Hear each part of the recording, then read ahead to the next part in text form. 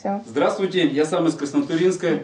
3 октября приобрел у вас велосипед Norco Nitro 2009 года. На второй день эксплуатации у меня появились проблемы с вилкой. Значит, 13 числа вы отремонтировали мне ее по гарантии, но при дальнейшей эксплуатации у меня заметил, что вилка работает не так, как ей нужно.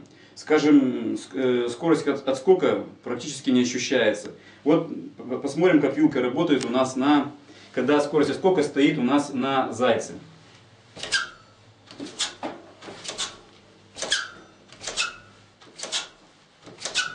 Теперь поставим скорость отскока на черепашку.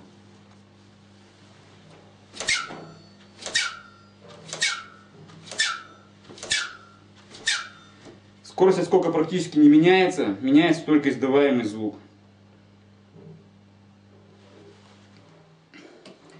Считаю, что это является неисправностью вилки, но прошу ее отремонтировать по гарантии. Заранее высылаю видео, потому что ехать далеко, назначьте время, привезу.